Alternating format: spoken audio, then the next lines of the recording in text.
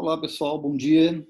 Eu estou aqui a convite de Farinaldo Queiroz para dar uma aula para vocês sobre energia escura e o papel dela em cosmologia. Queria agradecer o Farinaldo pelo convite, parabenizar pela iniciativa do curso, parabenizar vocês também por esse interesse em assistir esses cursos. É muito importante isso sempre e hoje, né, em especial. Ele me disse que o público-alvo seria de estudantes de graduação e também de ensino médio. Então, eu tomei o cuidado de fazer uma aula que, ao mesmo tempo que tenha conteúdo, né, que explique corretamente os conceitos para vocês, não seja num nível em que vocês possam acompanhar e entender os conceitos sem se preocupar muito com as complicações técnicas, tá? Então, deixa eu começar compartilhando meus slides e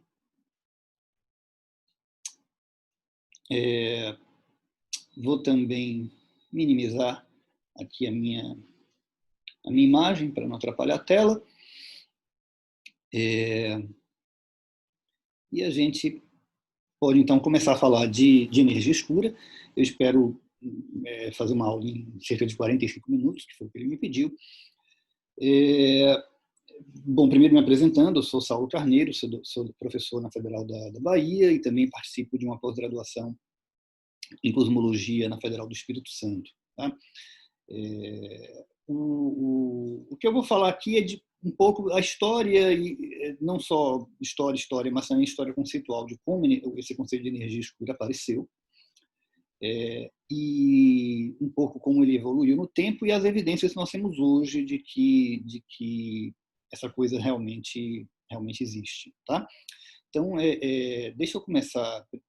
Para falar isso, eu preciso, antes de mais nada, falar um pouco do que é a teoria da relatividade geral de Einstein. Eu acho que vocês terão uma outra aula sobre isso, mas posso fazer uma rápida lembrança para vocês. O que ela diz? Ela diz que para uma dada distribuição de energia e de matéria no espaço, você tem associado uma determinada geometria. Então, o que Einstein descobriu é que a presença de matéria, através dessa grandeza que a gente chama tensor momento-energia, na verdade seria um tensor, mas eu estou escrevendo sem os índices tensoriais, só para simplificar, a presença de matéria no espaço gera uma modificação na geometria que a gente observa. Então, vocês estão acostumados com aquela geometria euclidiana, né, que a gente aprende na escola, mas, na verdade, a espaço se encurve, gerando o que a gente chama de uma geometria riemanniana, tá?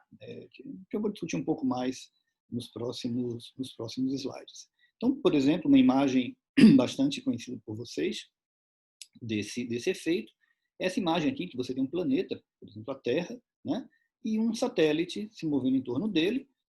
A gente sabe que Newton escreveu isso, né, através de uma interação gravitacional entre os dois corpos. Mas aqui a gente pode, no âmbito da relatividade geral, a gente pode interpretar isso de uma outra forma. A gente fala que a presença da Terra muda as propriedades geométricas do espaço no seu entorno, e com isso o satélite, que ele vai se mover de maneira inercial, ele se move como se ele estivesse se movendo livremente, sem força alguma, porém num espaço cuja geometria não é euclidiana. Então, ao invés de ele se mover em linha reta, como a gente esperaria, né, no espaço newtoniano, ele vai se mover ao longo de uma órbita fechada devido à curvatura gerada pela presença da Terra. Essa é a ideia, né? A ideia subjacente à relatividade geral. E a pergunta que a gente pode se fazer é: o que acontece se a gente aplicar essa teoria para o universo como um todo, não só para um planeta, um satélite, ou para uma galáxia, um aglomerado de galáxias, mas para toda a matéria distribuída no universo, né?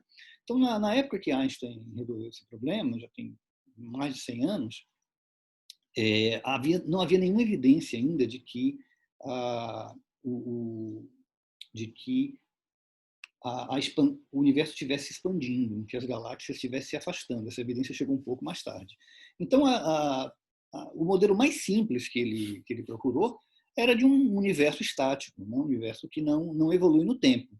E aí ele descobriu algumas coisas interessantes. Primeiro, que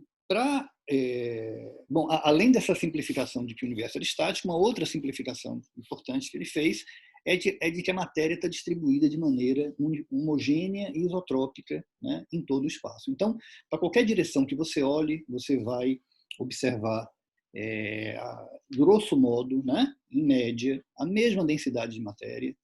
E se você conseguisse viajar para pontos diferentes do universo, você veria ao seu redor também mais ou menos a mesma densidade, a mesma distribuição.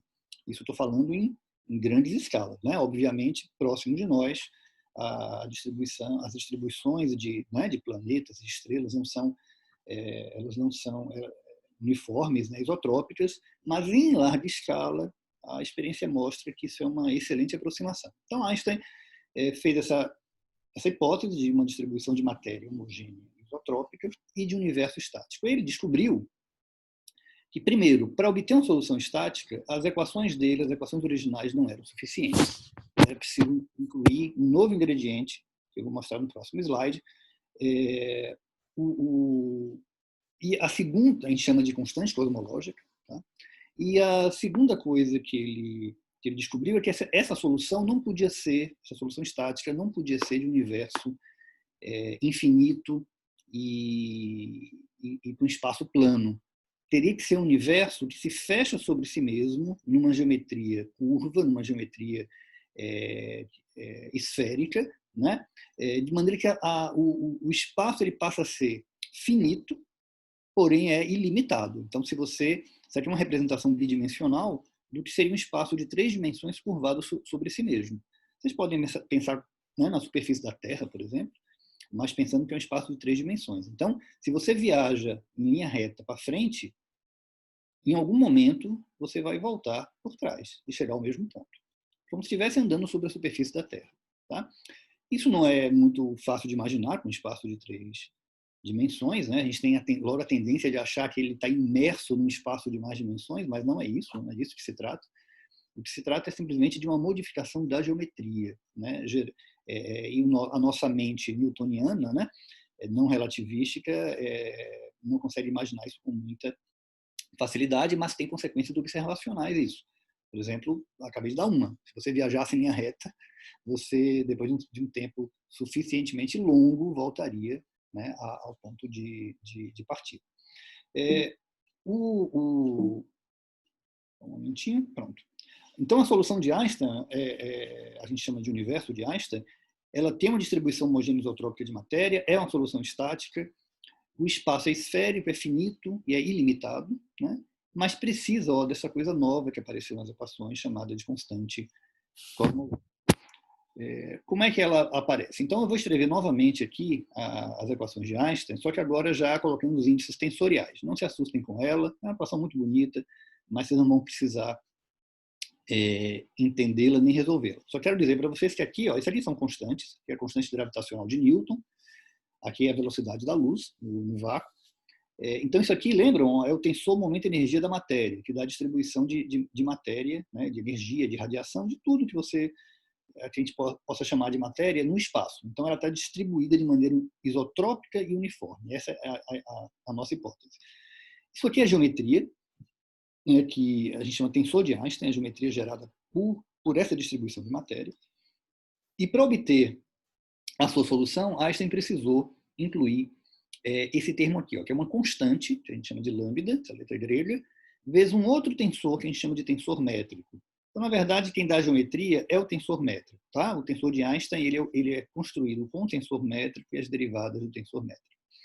Então, as derivadas de primeira ordem.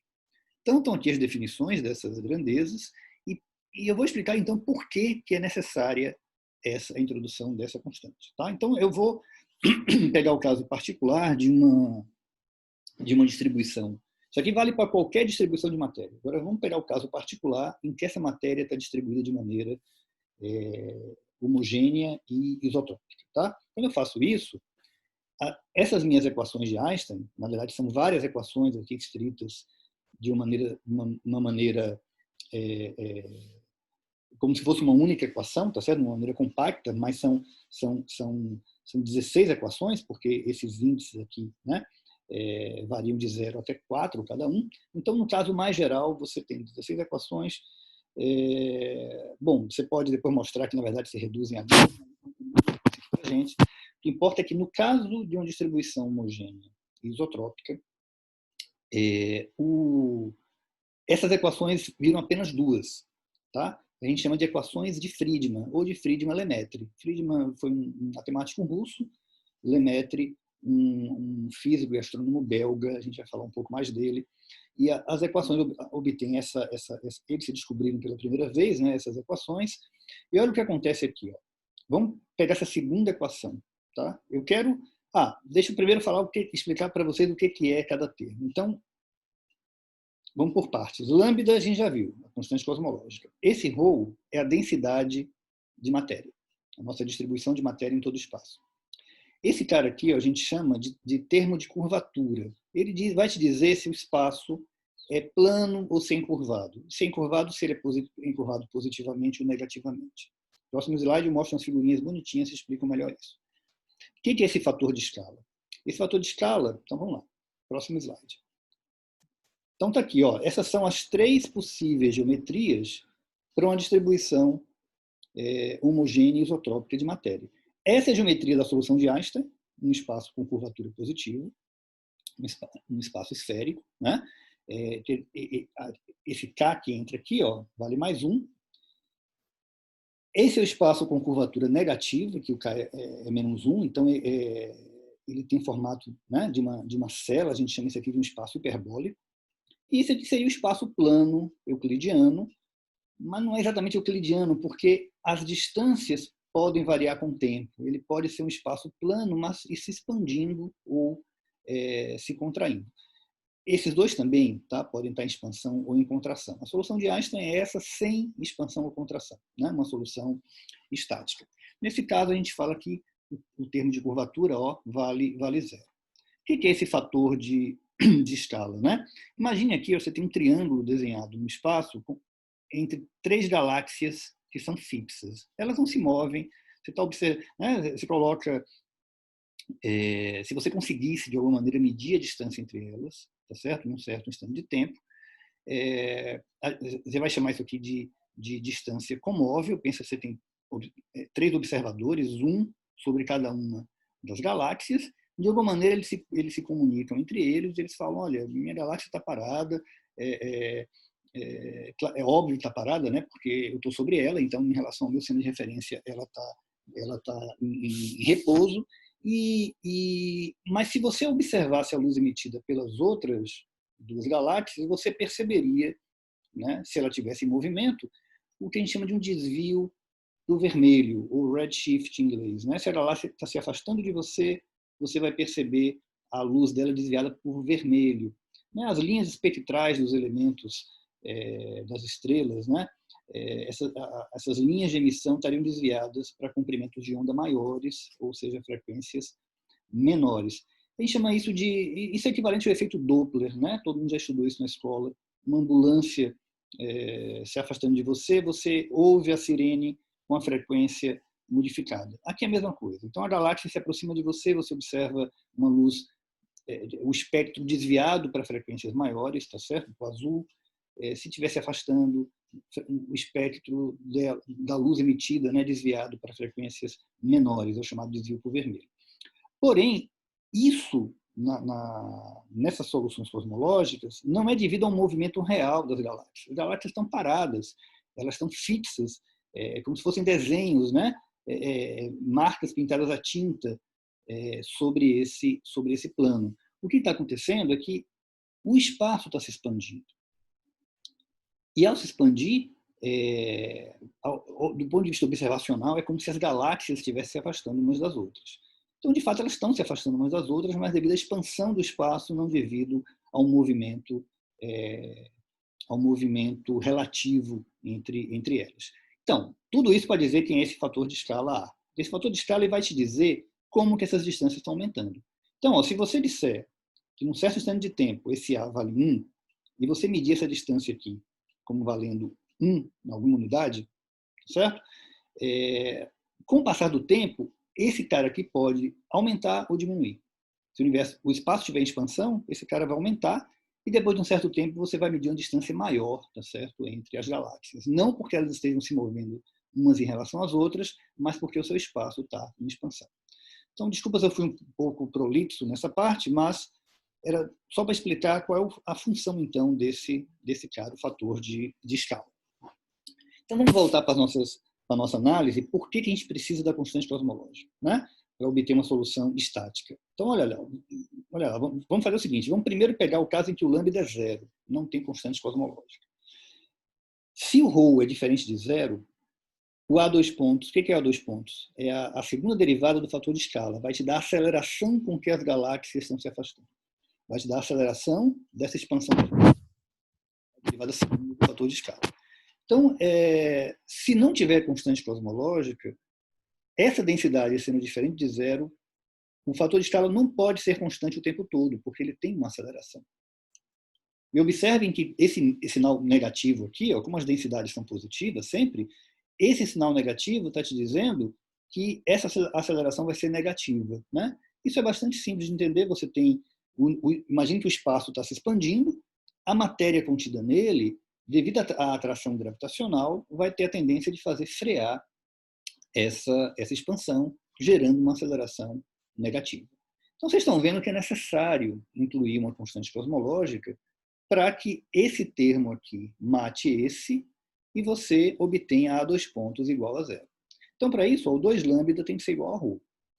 Se agora você jogar aqui nessa equação, ó, jogue 2 lambda aqui, tá certo? Desculpa, no lugar de ρ, coloque 2 lambda. Quando jogar esse menos lambda para lá, vai ficar 3 lambda. Tá? Agora você quer um espaço estático, né? Então você quer que esse ponto, ó, que dá a taxa de expansão do fator de escala, seja zero. A primeira derivada do fator de escala. Se isso aqui é zero, e jogando esse cara para cá, você achou 3 lambda, esse termo de curvatura aqui não pode ser zero. E nem negativo, ele tem que ser positivo. Então, conclusão. Para ter um espaço estático, você precisa de uma constante cosmológica com um valor tal que faz com que o termo de curvatura seja positivo e a solução que você acha é a solução de Einstein, que é essa daqui. Espero que tenha ficado mais ou menos claro isso. Tá? O que aconteceu depois, bom, é que se descobriu que, na verdade, o espaço, o universo não é estático e ele está em expansão. Como que se descobriu isso? Né? Isso é a famosa lei de Hubble, ou Hubble-Lemaître, e que diz o seguinte: o Hubble ele observou que as galáxias, em média, têm um desvio para o vermelho em relação à luz emitida por elas, tem um desvio para o vermelho, né? Um redshift para o vermelho, um redshift positivo. Isso significa que elas estão se afastando todas de nós. Obviamente, nós não estamos no centro do universo, certo? Nós não temos essa posição privilegiada, e a conclusão que se tira, então, é que, na verdade, as galáxias estão se afastando todas umas das outras. Como é que há soluções de... Então, esse gráfico aqui, a gente chama isso aqui de diagrama de Hubble, ele te dá a velocidade de afastamento das galáxias, está nesse eixo aqui, em função da distância até nós, que está nesse eixo, uma unidade que a gente usa em astronomia, que é o parsec, tá? Aqui é um megaparsec, são milhões de parsecs, que é a unidade que a gente usa em cosmologia. Então, ele obteve uma relação, né, dentro das flutuações, né, dos erros associados às observações, dentro das imprecisões, ele obteve uma relação linear. Você pode ajustar uma reta aqui, né, entre a velocidade. Como é que você obtém a velocidade, gente? É feito Doppler, médio, desvio para o vermelho. E a distância. Como é que ele obtinha a distância? Aí é uma outra história. Ele usava uma coisa chamada vela padrão. O que é vela padrão, né? Pensa, por exemplo, uma lâmpada de 60 watts. Você sabe quanto brilha uma lâmpada de 60 watts. Você sabe quanto é que ela brilha se ela estiver, por exemplo, a 1 metro de você. Né? Você coloca lá um medidor de fluxo, mede quanta luz ela está jogando sobre a sua célula, medidora de fluxo, com isso você descobre quanto que ela emite de luz, né? Qual é o brilho dela quando ela está a 1 metro de você. Se você agora colocar ela mais longe ou mais perto, ela vai parecer, né, mais brilhante ou menos brilhante. Então, medindo esse mais ou menos brilhante, você descobre a distância que a lâmpada está de você, certo? Então, você sabe o brilho dela, sabe que ela tem 60 watts, sabe qual é o brilho dela a 1 metro de você, você sabe a que distância ela está, olhando o brilho aparente dela, se é maior ou se é menor. Então, o que o Hubble fez foi usar uma vela padrão, uma lâmpada, né, chamada cefeida, que são umas estrelas cujo brilho oscila com o tempo, oscila periodicamente, né, e medindo o período dessa oscilação do brilho, você sabe quantos watts, entre aspas, né, tem essa nossa lâmpada, quer dizer, qual é a magnitude absoluta da nossa cefeida. Então, quem descobriu essa relação entre o período da cefeida e a magnitude absoluta, né, o número de velas, né, a potência da estrela, foi uma astrônoma chamada Henrietta Leavitt, e o Hubble usou, então, esse fato para medir. Ele media, então, obtinha a distância de cefeidas, e com isso ele obtinha a distância das galáxias que hospedavam essas cefeidas. Tá? E construiu, então, medindo redshift, medindo distância, construiu esse gráfico. Como é que a gente explica esse gráfico com as equações de Friedmann, né? Então, primeiro eu vou pegar aqui e vou escrever a distância entre as duas galáxias como o fator de escala vezes uma distância constante. Está aqui, que eu chamei de R0. Se eu derivar agora essa distância em relação ao tempo, isso vai me dar a velocidade de afastamento entre as duas galáxias. Então, derivando isso aqui, como R0 é constante, fica a ponto R0. Se eu dividir por A e multiplicar por A, aqui eu volto a ter o meu R, e esse A ponto sobre A é uma função do tempo que eu vou chamar de função de Hubble, H. Então, descubro uma relação V igual a HR, que não é linear. Agora, se eu vou para distâncias muito pequenas em termos cosmológicos, tá certo? Por exemplo, pequenas nessa escala de distância que vocês estão vendo aqui. Então, se o R for pequeno, eu posso aproximar a função de Hubble pelo valor dela hoje. Lembre que quanto mais distante eu estou observando um objeto, mais no passado eu estou observando esse objeto, porque a luz dele leva um tempo para chegar até nós, né? Viajando pelo espaço. Então, se ele estiver muito próximo, eu posso aproximar H pelo valor dele hoje, a gente chama esse valor hoje de constante de Hubble, a gente obtém uma relação linear entre V e R, que é essa relação aqui. Então, quando se descobriu isso, o Einstein disse, olha, a gente não precisa mais da constante cosmológica, o nosso universo, na verdade, é um universo em expansão, é o que dizem as equações de Friedmann sem constante cosmológica, né, quando eu jogo fora né, essa constante, e a cosmologia, desde então, passou a admitir um universo em expansão sem constante cosmológica. Porém, houve algum debate sobre isso. Tá? Esses dois senhores aqui são Einstein e esse é o Georges Lemaitre, que eu falei para vocês. O Lemaitre era um padre belga, né? Tá aqui o colarinho de padre dele, mas ele era um grande cientista e ele não misturava, tá certo? Religião e ciência de maneira nenhuma. Então, o fato dele ser padre aqui não tem nenhuma relevância. O Lemaitre, ele nunca abandonou a constante cosmológica, sempre defendeu que ela devia ser mantida, ele tinha lá as razões dele, mas algumas das razões se mantiveram até hoje. Né? Que razões são essas? Né? Então, em primeiro lugar, o chamado problema da idade do universo. Qual era o problema? Na época, a constante de Hubble não era determinada de uma maneira muito precisa. Né? Vocês estão vendo a grande dispersão aqui nesse diagrama. Então, o que acontecia? A constante de Hubble ela parecia muito pequena. Como a idade do universo é aproximadamente o inverso da função da constante de Hubble, isso dava Desculpa, a constante de Hubble parecia muito grande, né?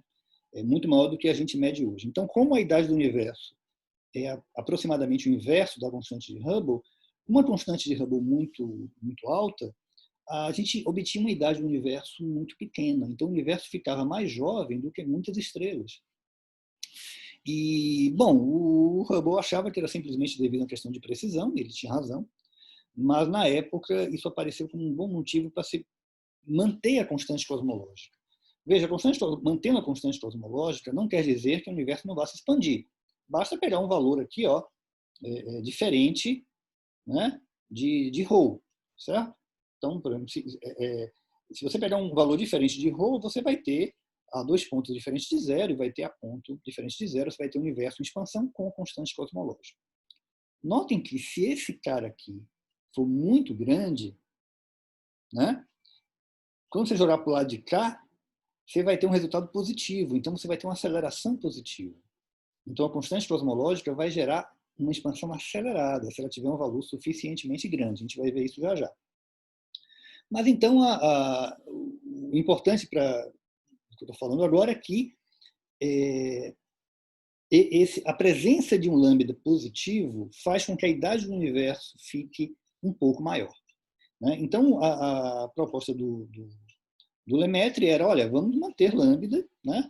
Ela é tão pequena que ela não afeta as observações no sistema solar, na galáxia, nos aglomerados de galáxias. O papel dela vai ser apenas cosmológico, mas ela vai, mesmo sendo pequena, ela resolve esse problema da idade. O universo deixa de ser mais novo do que as estrelas mais antigas, tá certo? E resolve o problema da idade. Uma outra... Bom, a gente sabe hoje que o problema da idade ainda não está... Bom, veja, esse problema da idade da época foi resolvido, porque as observações ficaram cada vez mais precisas, o H ele diminuiu, o valor medido para o H diminuiu, e com isso a idade do universo ficou maior. Só que hoje a gente sabe que mesmo com essa precisão na determinação do H0, da constante de Hubble, o universo ainda fica um pouco mais jovem do que os aglomerados de estrelas mais antigos, chamados aglomerados globulares. Então, quer dizer, hoje a gente sabe que, de fato, uma constante cosmológica bem pequena ainda é necessária para não ter problemas com a idade do universo, né, como o Lemaitre havia percebido tantas décadas atrás. Tá? Uma outra razão para a gente ressuscitar a lambda é o problema da curvatura do espaço. Né? Eu falei para vocês que o espaço pode ter 3 curvaturas possíveis, e as observações da radiação cósmica de fundo indicam que o espaço é plano ou muito aproximadamente plano. Tá?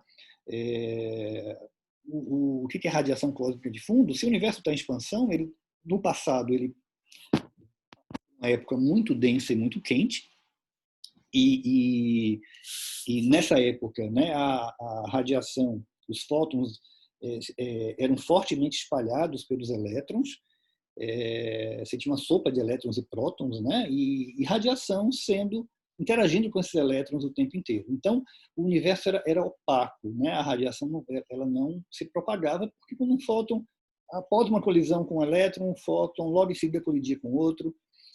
Mas o universo foi se expandindo e, com isso, essa taxa de colisões foi diminuindo. Houve um momento em que elétrons e prótons se ligaram para formar átomos de hidrogênio, né? Hidrogênio neutro. E, nesse momento, os fótons, a interação com os elétrons caiu drasticamente e a luz passou a se propagar livremente. Tá? Essa luz que chega a nós hoje, dessa época quente do universo, ela já chega com uma frequência muito menor, porque com a expansão do universo, os comprimentos de onda dela foram aumentando, né? A frequência foi caindo, então ela chega com uma temperatura muito mais baixa, com um comprimento de onda muito maior na faixa de microondas. Por isso a gente chama de radiação de fundo de microondas. Tá?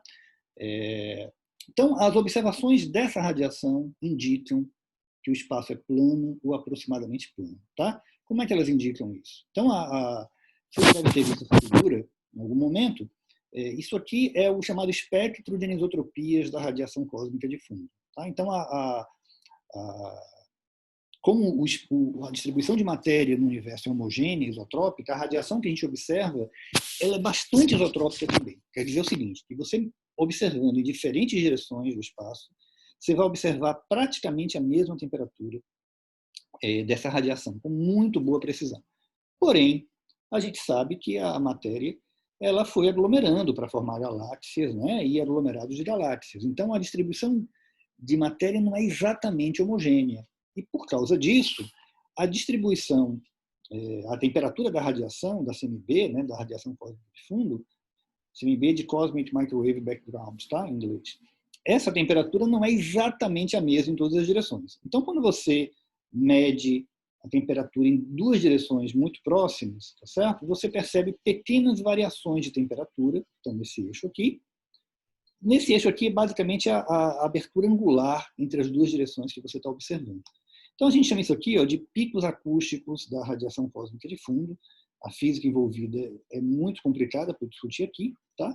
Mas o que importa para vocês é saber o seguinte, que a posição desse primeiro pico aqui, ela te dá uma informação bastante confiável, bastante precisa sobre a curvatura do espaço. Tá? Ela sozinha não te dá a resposta final, mas combinada com outras coisas, a gente conclui que o espaço é plano muito perto disso.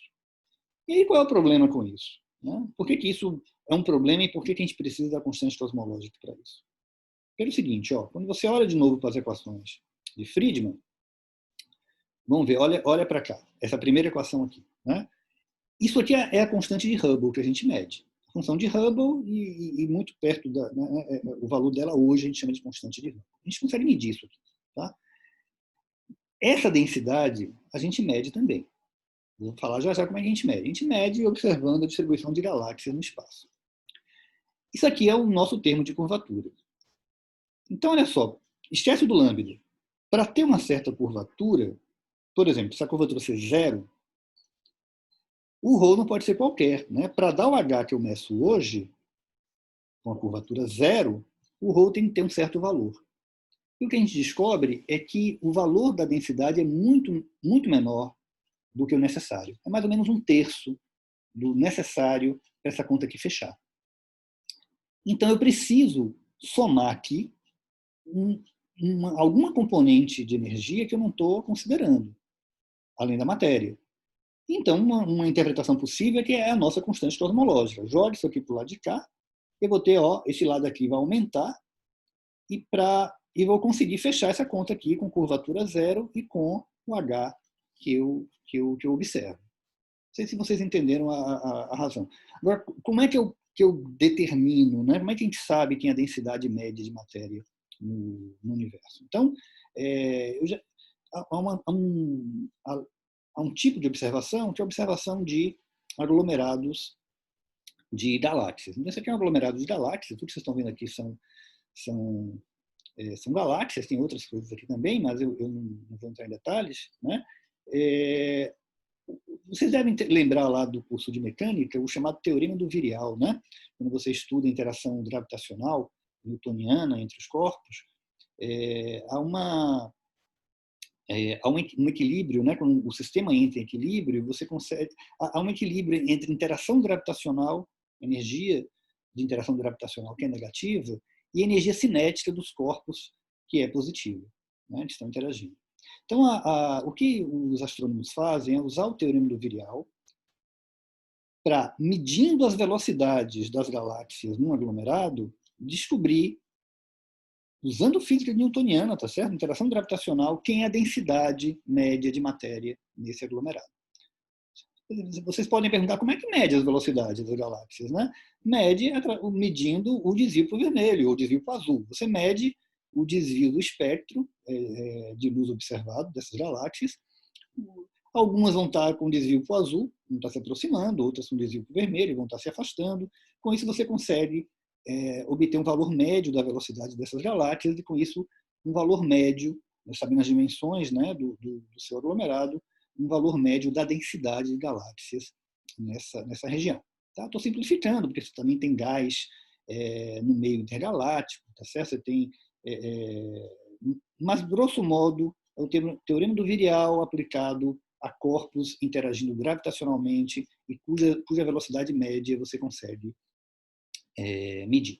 Então, pronto. Então, o que eu estou dizendo é que, combinando observações da idade do universo, né, que sai do diagrama de Hubble, com observações da planitude do espaço, que sai da radiação cósmica de fundo, e com observações da densidade de matéria, que sai da análise da distribuição de galáxias em aglomerados, a gente chega à conclusão de que uma constante cosmológica é de fato necessária. E o mais interessante é que isso foi verificado. Tudo isso que eu falei até agora é mais ou menos qualitativo, você não tem uma precisão muito grande no que eu estou te dizendo, porém, tudo isso foi obtido de uma forma bastante precisa, tá? Em 1998, através do estudo de supernovas, diagramas de Hubble para supernovas. Né? Então, o que são supernovas, gente? Vocês sabem o que são estrelas que explodiram, liberando muita energia e, portanto, elas são visíveis a grandes distâncias. Tá? Por que elas explodem? Depende do tipo de supernova. Tá?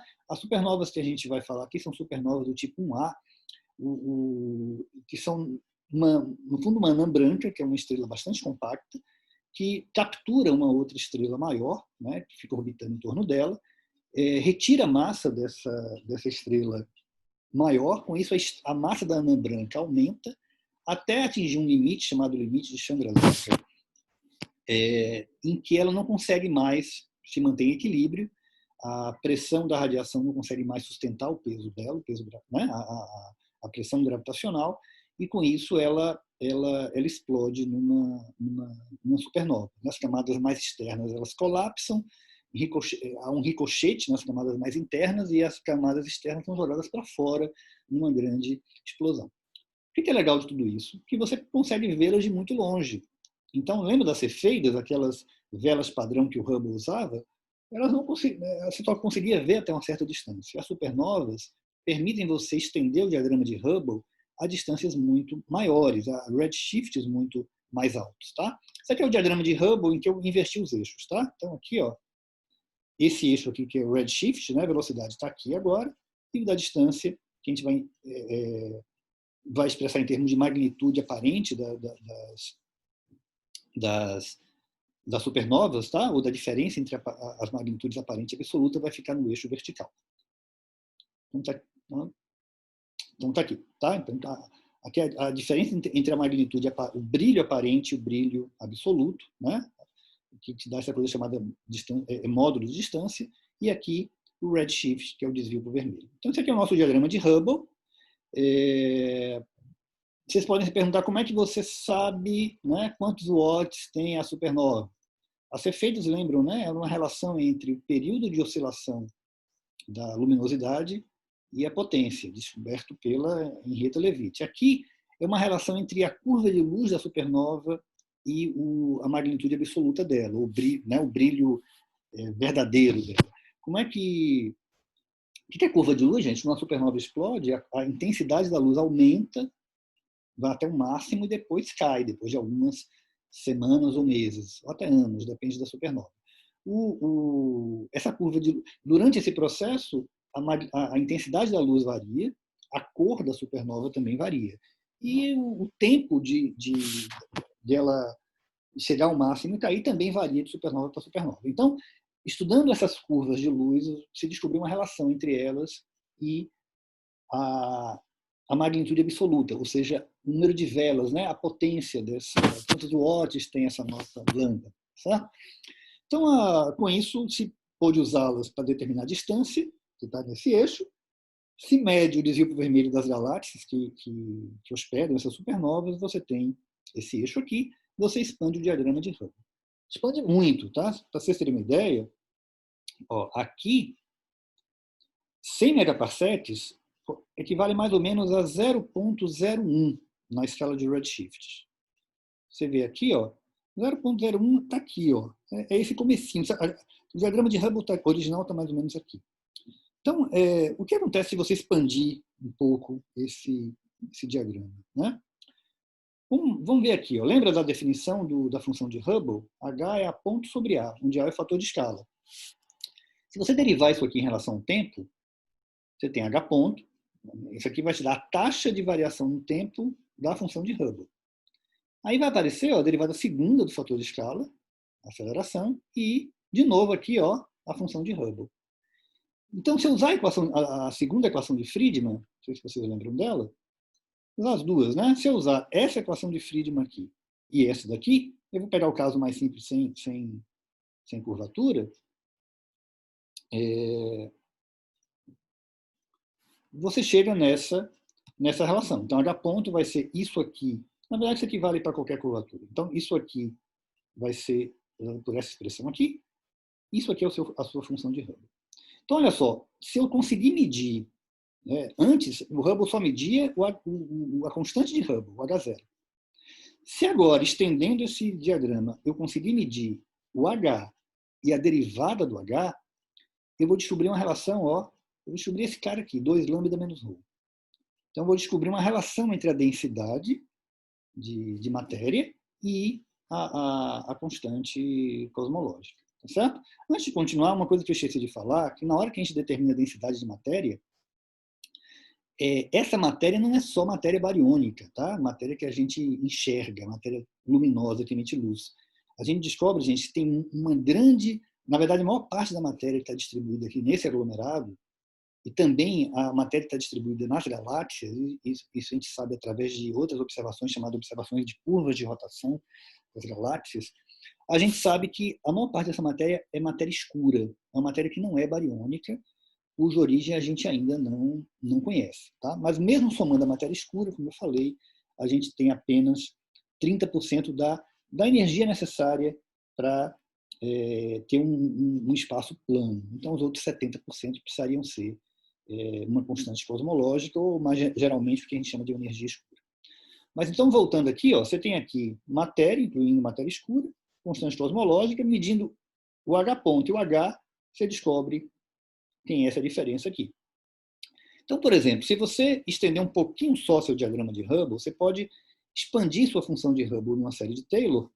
Aqui eu disse para vocês que o H é função do tempo, mas lembra que a gente pode reparametrizar o tempo com redshift, né? Quanto mais distante eu estiver olhando, maior vai ser o desvio para o vermelho da galáxia, maior a velocidade dela de afastamento, e mais no passado eu estou olhando. Então, posso representar o tempo também pelo redshift. Então, a função h de z, eu posso expandir numa série de Taylor, onde o primeiro termo vai ser o h0, e o segundo termo, a derivada de h calculada hoje, calculada muito, né? que é o h.0 vezes o redshift. Então, com essa pequena expansão, eu já posso ir um pouco além do que Hubble fez e descobrir o H0 ponto, o H ponto hoje. Tá?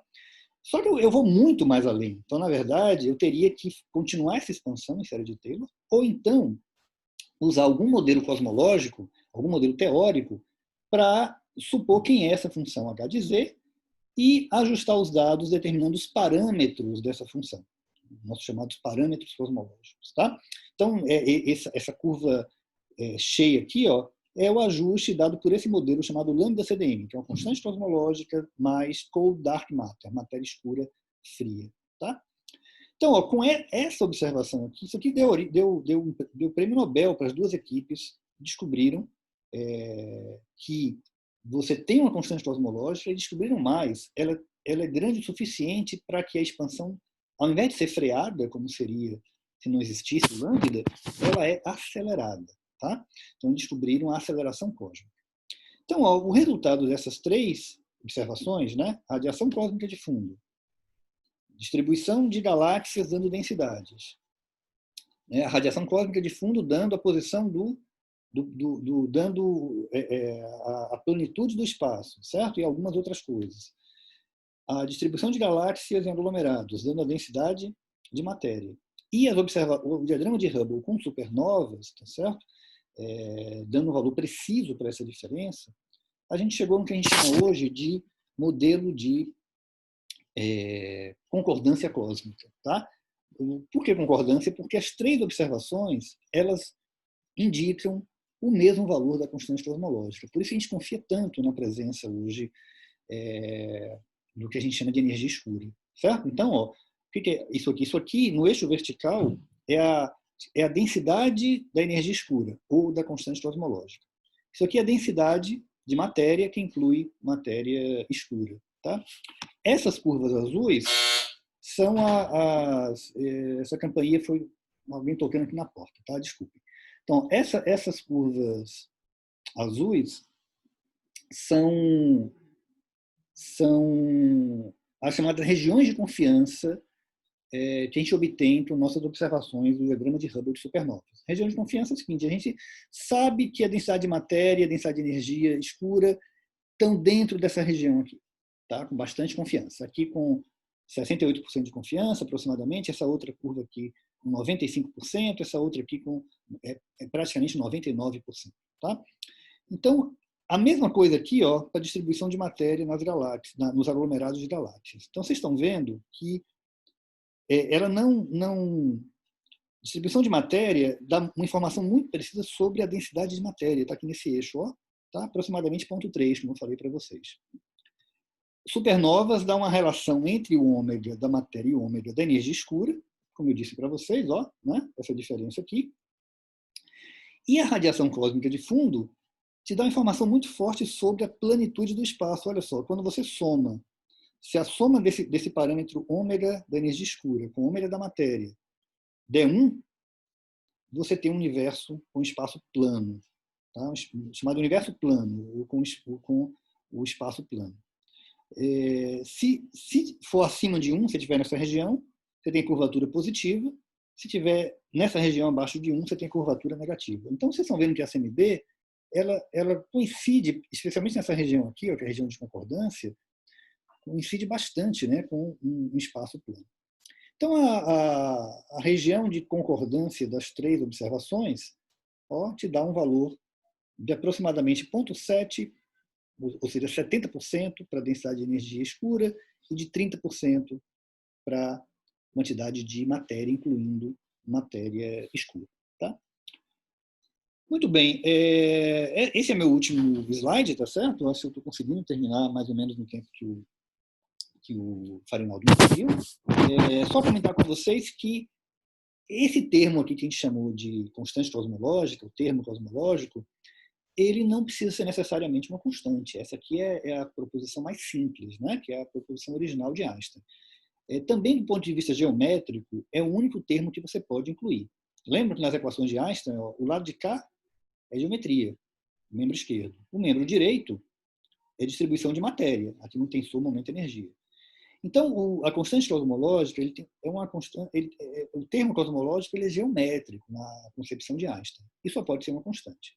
Porém, se você jogar esse termo para o lado de cá, você pode dizer que ele contribui para a densidade de energia no universo. É como se você chegasse aqui, a mesma coisa, nas equações de Friedman, olha elas, pega aqui nas equações de Friedman, joga esse cara para cá, né? É como se você tivesse uma energia maior aqui, que é a energia da matéria, mais a energia da energia escura, gerando a geometria que está nesses dois termos aqui. É isso que a gente está fazendo aqui, quando a gente vem nas equações de Einstein e joga esse termo para o lado de cá. Então, a partir daí, você pode interpretá-lo como uma constante cosmológica, mas também como outras coisas. Ele pode, por exemplo, pode ser uma coisa próxima de uma constante cosmológica, mas não exatamente uma constante. Então, pode ser, por exemplo, um campo de quintessência, um campo escalar, com um certo potencial de autointeração apropriado, que se comporta hoje de forma muito parecida com a constante cosmológica. Pode ser também energia do vácuo. Né? Vocês lembram que o vácuo da mecânica quântica, né, das teorias quânticas de campo, o vácuo não é o vácuo da mecânica da física clássica, não é um vácuo vazio. Né? Ele tem um monte de flutuações de partículas, pares de partículas virtuais, né, que aparecem e desaparecem o tempo inteiro.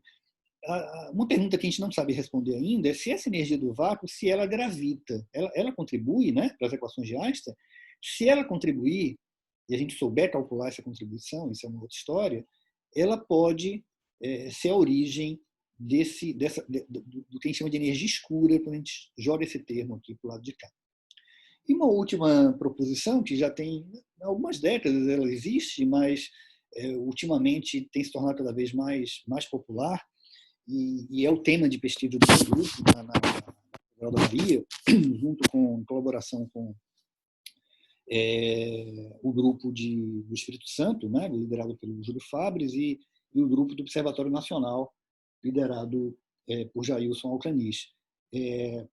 Qual é a proposição? De que, na verdade, energia escura e matéria escura são, no fundo, uma mesma coisa. São, como as duas a gente só observa devido aos efeitos gravitacionais, a gente não observa diretamente, a gente pode supor que, na verdade, são manifestações diferentes de um único fluido escuro, cujas propriedades, né, a gente ainda precisa descobrir.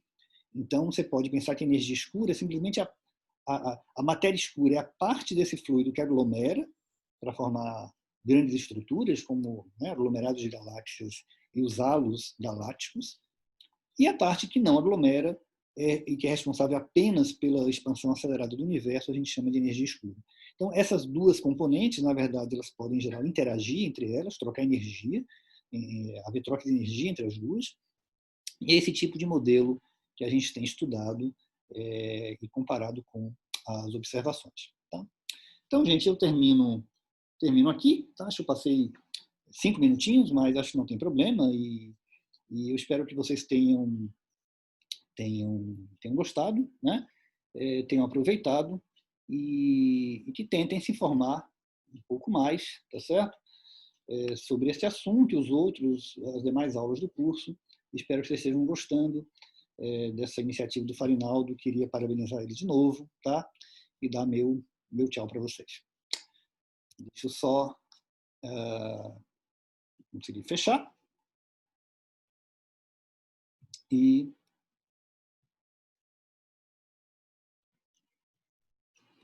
acho agora sim. E eu me despeço. Um abraço.